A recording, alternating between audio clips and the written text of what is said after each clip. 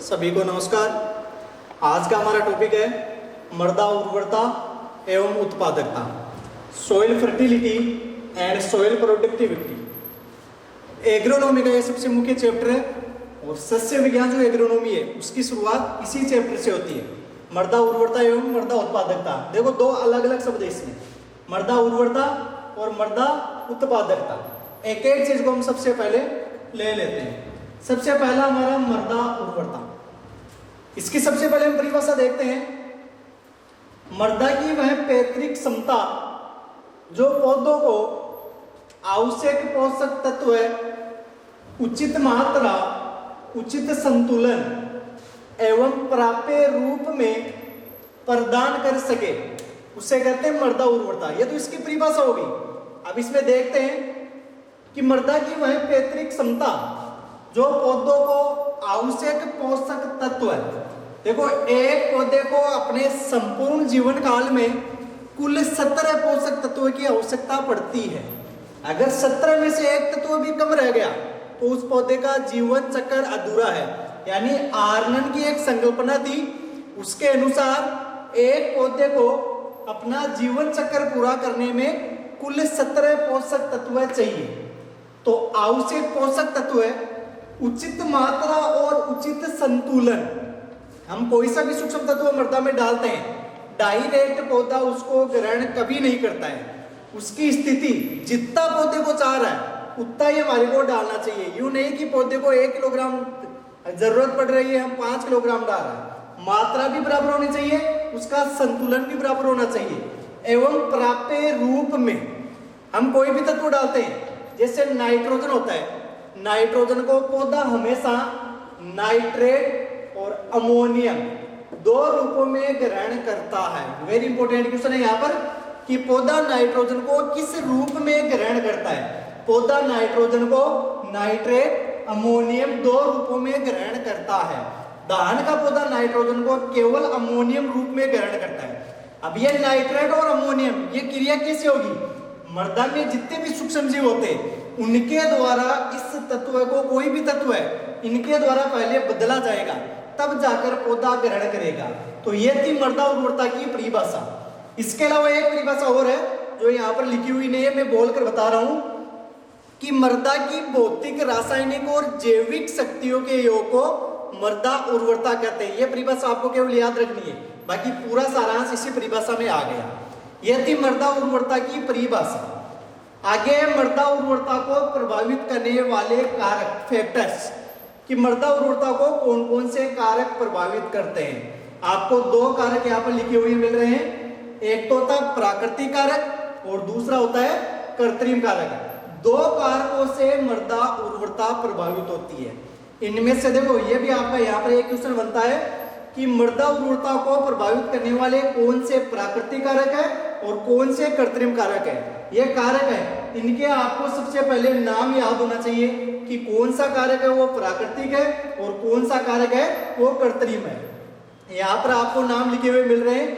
सबसे पहला कारक है प्राकृतिक कारक में पैतृक पदार्थ, स्थलाकृति, जलवायु, मृदा आयु, मृदा प्रोफाइल की गहराई, मृदा की भौतिक दशा, मृदा अपर्दन, मृदा में पोषक तत्व प्रदान करने की क्षमता। यानी जो प्राकृतिक कारक है उसमें 8 कारक हो गए। इसी प्रकार आगे कृत्रिम कारक। कृत्रिम कारक में पहला है फसल प्रणाली, दूसरा है जलाक्रांति, तीसरा है मृदा पीएच, चौथा है मृदा ताप, 5वां है मृदा में कार्बनिक पदार्थों की मात्रा और लास्ट है मृदा जुताई का ढंग व समय। आपको सबसे पहले तो ये कारक के नाम याद होना चाहिए, उसके बाद में हम एक एक का विस्तृत वर्णन पढ़ेंगे। तो ये कारक जैसे नाम याद हो जाए उसके बाद में हम सबसे पहला ले लेते हैं पैतृक पदार्थ। बात कर रहे हैं हम प्राकृतिक कारक में। सबसे पहला है पैतृक पदार्थ। इसमें आपको लिखा हुआ दिख रहा है कि अम्लीय आग्नेय चट्टान, बालू पत्थर बलुई मृदा, अवसादी क्षारीय मृदा। यानी जिस प्रकार की चट्टान होगी मृदा उसी प्रकार की होगी। मृदा का निर्माण कैसे होता है? मृदा का निर्माण हमेशा चट्टानों से होता है। तो जैसी चट्टान वैसी मृदा, जैसी मृदा वैसी चट्टान। यहां पर आपको याद रखना है कि अम्लीय आग्नेय चट्टानें, अम्लीय मृदाओं का निर्माण आग्नेय चट्टानों के लावा से हुआ है। इन मृदाओं में क्षार की मात्रा कम होगी, जनरल है, अम्लीय मृदा है यानी अम्ल की मात्रा अधिक होगी। वह केओलिनाइट अधिक है। केओलिनाइट क्या है? केओलिनाइट एक खनिज तत्व है। तो अम्लीय मृदाएं होगी उनमें क्षार की मात्रा कम होगी, केओलिनाइट की मात्रा अधिक होगी। इसी प्रकार बालू पत्थर यानी बालू पत्थर से बलुई मृदाओं का निर्माण होता है, और जो अवसादीय चट्टानें होती है उनसे क्षारीय मृदाओं का निर्माण होता है, यानी अवसादीय चट्टानों से जो मृदाएं होगी उनमें क्षार की मात्रा अधिक पाई जाएगी। यह तो था आपके पैतृक पदार्थ। इसके बाद में स्थलाकृति मृदा की स्थिति यानी उसकी दशा कैसी है, यहाँ पर आपको लिखा हुआ दिख रहा है, ढालू पहाड़ी मृदाओं की उर्वरता कम होती है। यानी एक तो आपका खेत वो समतल है, एक आपका खेत वो असमतल है, यानी ढालू पहाड़ी मृदा है। तो हमेशा जो मृदा की उर्वरता अधिक होगी वो समतल क्षेत्रों में होगी। समतल क्षेत्रों में क्यों होगी? क्योंकि समतल क्षेत्रों में जितने भी पोषक तत्व है वो बरसात के कारण ऊपर की मृदाओं से बहकर मृदा की सतह पर आ गए, इसलिए हमेशा समतल क्षेत्रों की मृदा उर्वरता अधिक होती है। यहाँ पर आपको एक चीज लिखी हुई दिखाई दे रही है, अपक्षालन। अपक्षालन क्या होता है? ये इंपोर्टेंट है, देखो कि पोषक तत्वों का जल के साथ या पानी के साथ घुलकर पौधे के जड़ क्षेत्र से नीचे चले जाना अपक्षालन या निक्षालन या लीचिंग, ये तीनों चीज एक ही है। यानी वापस बता रहा हूं, पौधों का जल के साथ जो पोषक तत्व होते हैं पौधों को प्राप्त होने वाले, उन पोषक तत्वों का जल के साथ घुलकर पौधे के जड़ क्षेत्र के नीचे चले जाना अपक्षालन। तो जो ढालू पहाड़ी मृदा होगी अपक्षालन के कारण पोषक तत्व नीचे के क्षेत्रों में चले जाएंगे, इसलिए ढालू पहाड़ी क्षेत्रों की मृदाओं की उर्वरता कम होती है, जबकि समतल क्षेत्रों की मृदा उर्वरता अधिक होती है। अगला मृदा आयु, देखो जनरली इसके नाम से ध्यान पड़ रहा है। मृदा आयु का मतलब होता है एक तो नई मृदा होती है, एक पुरानी मृदा होती है। यानी एक तो ऐसी मृदा जिसमें आप 10 साल से खेती कर रहे हैं, और एक ऐसी मृदा है जिसमें आप पिछले 1 साल से खेती कर रहे हैं। तो हमेशा जो नई मृदा होगी उनकी उर्वरता अच्छी होती है। अगला है जलवायु, ये भी इंपोर्टेंट टॉपिक है। जलवायु में क्या है? यहाँ पर है कि अधिक वर्षा। देखो अधिक वर्षा से अम्लीय मृदाएं बनती है, कम वर्षा से क्षारीय मृदाएं बनती है। इसको दिमाग में बैठा लो, अधिक वर्षा अम्लीय मृदा, कम वर्षा क्षारीय मृदा। जनरली अधिक वर्षा होगी तो लीचिंग हो जाएगी, लीचिंग होने के कारण मृदा कौन सी हो जाएगी? अम्लीय। कम वर्षा और अधिक टेम्परेचर हो गया तो उससे वापस जो पोषक तत्व थे वो ऊपर आ जाएंगे और मृदा कौन सी बन जाएगी? क्षारीय मृदा। तो जलवायु भी एक ऐसा फैक्टर है जो मृदा उर्वरता को प्रभावित करता है। इसके आगे मृदा प्रोफाइल की गहराई, सोयल प्रोफाइल। गहरी मृदा, हम मृदा की जुताई गहरी करते हैं, क्यों करते हैं? क्योंकि उसकी उर्वरता को बढ़ाने के लिए। तो गहरी मृदाओं की उर्वरता अधिक होती है, ऊपरी मृदाओं की उर्वरता कम होती है। अगला मृदा की भौतिक दशा, उस मृदा की दशा कैसी है? हम पोषक तत्व डाल रहे हैं, हम खाद डाल रहे हैं, तो हमारे को यह थोड़ी पता कि वो मृदा खाद जितना डाल रही है उतना ग्रहण कर रही है, उतना पौधों को दे रही है। अगर उसकी दशा अच्छी होगी तो उर्वरता अच्छी होगी, अगर मृदा की भौतिक दशा कम है या खराब है तो उर्वरता कम हो जाएगी। मृदा अपरदन, मृदा अपरदन का मतलब होता है मृदा क्षरण। अगर खेत में मिट्टी कटकर बहकर बाहर चली जाएगी तो पोषक तत्व बहकर चले जाएंगे, यानी मिट्टी का कटाव हो गया, मिट्टी का अपरदन हो गया तो मृदा उर्वरता कम हो जाएगी। इसलिए यह मृदा अपरदन कारक भी मृदा उर्वरता को प्रभावित करता है। आगे मृदा में पोषक तत्व प्रदान करने की क्षमता, मृदा की क्षमता कैसी है? हम पोषक तत्व दे रहे हैं, वो मृदा ग्रहण करने की उसकी क्षमता है या नहीं है? अगर उसकी क्षमता है वो पौधों को आराम से उपलब्ध करा देगी, मृदा उर्वरता अच्छी हो जाएगी। अगर उसकी क्षमता मृदा कमजोर है तो उसकी उर्वरता कम हो जाएगी। ये कंप्लीट थे आपके मृदा उर्वरता को प्रभावित करने वाले प्राकृतिक कारक। इसके आगे हमारे है कृत्रिम कारक। आगे हमारा सेकंड कारक कृत्रिम कारक। कृत्रिम कारक में पहला हमारा जलाक्रांति। देखो आपको 6 नाम जो बताए थे वो वहां पर बता दिए थे, अब इनका एक एक हम वर्णन कर रहे हैं। पहला हमारा जलाक्रांति। जलाक्रांति का मतलब है कि अगर खेत में जल भर गया, खेत में कीचड़ पैदा हो गया, तो उससे मृदा में क्या नुकसान होगा? अगर मृदा में जल भर गया, हानिकारक जीवाणु सक्रिय, यानी एक जगह देखना आप, खेत में हो या घर के आसपास जहां पानी भरने वाली जगह होती है, उसमें दुनिया भर के सूक्ष्म जीव पैदा हो जाते हैं। तो अगर मृदा में जल है तो हानिकारक जीवाणु सक्रिय हो जाएंगे। जिंक की उपलब्धता कम हो जाएगी। जिंक सूक्ष्म तत्व है जो पौधा ग्रहण करता है, वो पौधे को मिलना बंद हो जाएगा। नाइट्रेट का अपक्षालन, क्योंकि पौधा नाइट्रोजन को नाइट्रेट अमोनियम रूप में लेता है, उसका अपक्षालन हो जाएगा, लीचिंग हो जाएगी। इसलिए जलाक्रांति से मृदा उर्वरता प्रभावित होती है। दूसरा, फसल प्रणाली। हम क्या करते हैं? लगातार एक खेत में एक सी की फसल की बुआई करते हैं। हमेशा फसल चक्र अपनाना चाहिए। फसल चक्र न अपनाने से क्या होता है? मृदा उर्वरता, उसकी मृदा की जो दशा है वो कमजोर हो जाती है और मृदा उर्वरता को प्रभावित करती है। इसलिए हमेशा फसल चक्र अपनाना चाहिए। फसल चक्र न अपनाने से मृदा उर्वरता कम हो जाती है। आगे मृदा पीएच। मृदा पीएच क्या करता है?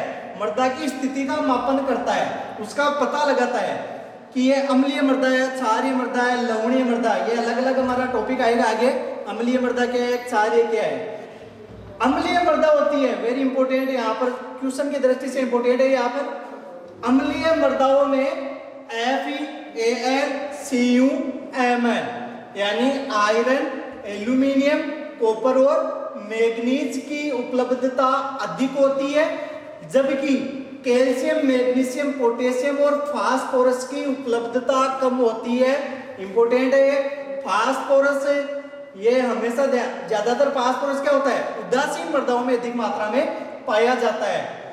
आगे क्षारीय मृदा, तो जो अम्लीय मृदाओं में अधिक थे वो क्षारीय मृदाओं में कम हो जाएंगे। क्षारीय मृदाओं में कैल्शियम, मैग्नीशियम और पोटेशियम की मात्रा यानी ये अधिक मात्रा में उपलब्ध होते हैं, जबकि आयरन, एल्यूमिनियम, कॉपर और मैग्नीज की उपलब्धता कम होती है। वेरी इंपॉर्टेंट क्वेश्चन है, फिर से बता रहा हूं। अम्लीय मृदाओं में आयरन, एल्यूमिनियम, कॉपर, मैग्नीज अधिक पाए जाएंगे तो क्षारीय में कम हो जाएंगे। अम्लीय में अगर कैल्शियम, मैग्नीशियम, पोटास कम है तो क्षारीय मृदाओं में अधिक हो जाएंगे, जबकि फास्फोरस जनरली उदासीन मृदाओं में अधिक मात्रा में उपलब्ध होता है। आगे मृदा ताप। मृदा ताप वही है, अगर मृदा का टेम्परेचर अधिक हो गया तो कार्बनिक पदार्थों का विच्छेदन हो जाएगा, मृदा उर्वरता कम हो जाएगी। मृदा में कार्बनिक पदार्थों की मात्रा। मृदा में अगर कार्बनिक पदार्थ अच्छी मात्रा में है तो ऑटोमेटिक उर्वरता अधिक हो जाएगी।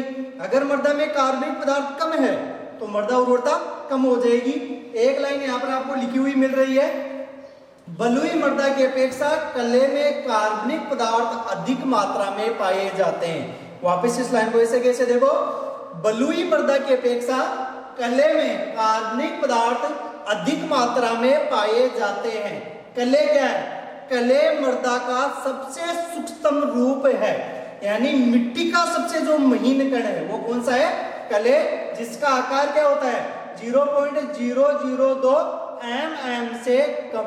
यानी जो कले मृदा होती है उसका जो व्यास होता है वो होता है 0.002 mm से कम।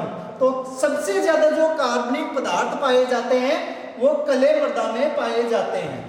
आगे मृदा जुताई का ढंग व समय।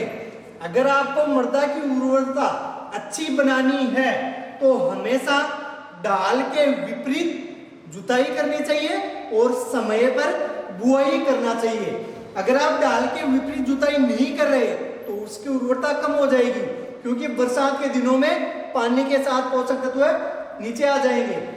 और अगर समय पर बुआई नहीं कर रहे उससे भी मृदा उर्वरता प्रभावित होगी। तो ये मृदा उर्वरता को प्रभावित करने वाले कंप्लीट प्राकृतिक और कृत्रिम कारक थे। तो इस टॉपिक में हमने पढ़ा मृदा उर्वरता किसे कहते हैं, मृदा उर्वरता को प्रभावित करने वाले कारक कौन कौन से हैं। इसके बाद में आगे आएगा हमारा मृदा उत्पादकता। इसी में आगे है मृदा उत्पादकता। सबसे पहले मृदा उत्पादकता की हम परिभाषा देखते हैं। मृदा की प्रति हेक्टेयर उत्पादन देने की क्षमता को मृदा उत्पादकता कहते हैं। वापस देखो, मृदा की प्रति हेक्टेयर उत्पादन देने की क्षमता को मृदा उत्पादकता कहते हैं। एक हेक्टेयर में कितना उत्पादन हो रहा है उसको क्या कहते हैं, मृदा उत्पादकता। तो यहाँ पर मृदा उत्पादकता का मापन यानी किसमें मापते हैं, मृदा उत्पादकता को रुपयों या क्विंटल प्रति हेक्टेयर में मापा जाता है। इसकी इकाई है, मापने की इकाई है। आगे मृदा उत्पादकता को प्रभावित करने वाले कारक, जिस प्रकार से हमने पढ़ा था कि मृदा उर्वरता को प्रभावित करने वाले कारक, उसी प्रकार से हमारा यहाँ पर है मृदा उत्पादकता। नंबर फर्स्ट है मृदा उर्वरता। देखो मृदा उत्पादकता को प्रभावित करने वाला जो सबसे मुख्य कारक है वो क्या है, मृदा उर्वरता। अब मृदा उर्वरता मृदा उत्पादकता को कैसे प्रभावित करता है, पूरा हमने इसमें इस चैप्टर में शुरू में पढ़ लिया है। तो मृदा उत्पादकता को प्रभावित करने वाला सबसे मुख्य कारक हो गया मृदा उर्वरता। दूसरा मृदा की भौतिक दशा, मृदा की भौतिक दशा अच्छी है तो उसकी उत्पादकता अच्छी होगी। तीसरी है स्थिति, अगर मृदा मान लो शहर के समीप है तो उसकी उत्पादकता ऑटोमेटिक अच्छी हो जाएगी, अधिक हो जाएगी। मांग, कोई भी फसल है उसकी मांग अगर अधिक है तो उसकी उत्पादकता अधिक हो जाएगी।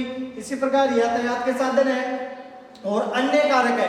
अन्य कारकों में मान लो जैसे फसलों में कई प्रकार के कीट रोग है, प्रतिकूल दशा है, अगर वो फैक्टर हो जाएंगे तो उसकी उत्पादकता कम हो जाएगी। उनसे अगर बचाव कर लिया जाएगा तो उसकी उत्पादकता अधिक हो जाएगी। ये तमाम कारक है जो मृदा उत्पादकता को प्रभावित करते हैं। आगे इसमें आता है मृदा उर्वरता एवं मृदा उत्पादकता में अंतर। दोनों में क्या अंतर है, अंतर में यहाँ पर मैंने 3 अंतर बोर्ड पर यहाँ पर लिख रखे हैं। इसके अलावा सबसे पहले अंतर जो मेन है वो हो जाएंगे। सबसे पहले तो एक परिभाषा का अंतर ही हो जाएगा कि मृदा उर्वरता किसे कहते हैं, मृदा उत्पादकता किसे कहते हैं। उसके बाद में इनको प्रभावित करने वाले जो कारक है उनका भी एक प्रकार से अंतर हो जाएगा। लेकिन क्वेश्चन की दृष्टि से ये 3 कारक ये सॉरी 3 मैंने यहाँ पर अंतर लिख रखे हैं जो इंपॉर्टेंट है। सबसे पहले है मृदा उर्वरता का मापन। देखो मृदा उर्वरता को हमेशा प्रतिशत में मापा जाता है, जबकि मृदा उत्पादकता को रुपयों या क्विंटल प्रति हेक्टेयर में। दोनों में ध्यान रखना, मृदा उर्वरता को प्रतिशत में मापते हैं जबकि मृदा उत्पादकता को रुपयों या क्विंटल प्रति हेक्टेयर में मापा जाता है। दूसरा अंतर है जांच। मृदा उर्वरता की जांच जो की जाती है वो सोयल लेबोरेटरी में यानी मिट्टी परीक्षण जो प्रयोगशाला होगी उसमें जांच की जा सकेगी, जबकि मृदा उत्पादकता की जांच खेत में फसल उगा करके ही हम कर सकते हैं। हमेशा मृदा उर्वरता आप मिट्टी ले जाओ प्रयोगशाला में जांच करा लो कौन से तत्व है कौन से नहीं है, लेकिन आपको उत्पादन का तभी पता चलेगा जब खेत में आप फसल उगाओगे। आगे अंतर है, एक उर्वर मृदा उत्पादक हो भी सकती है और नहीं भी, ये हम कह नहीं सकते क्योंकि हमारे को ये पता नहीं लगेगा कि मान लो मिट्टी की उर्वरता अच्छी है, लेकिन ये हम कह नहीं सकते कि उसमें उत्पादन अधिक होगा या नहीं होगा। लेकिन एक उत्पादक मृदा हमेशा उर्वर होती है क्योंकि अच्छा उत्पादन उसी मिट्टी में उसी मृदा में होगा जो अच्छी उर्वर थी, इसलिए ये इसमें अंतर था। ये आज का हमारा चैप्टर था मृदा उर्वरता मृदा उत्पादकता।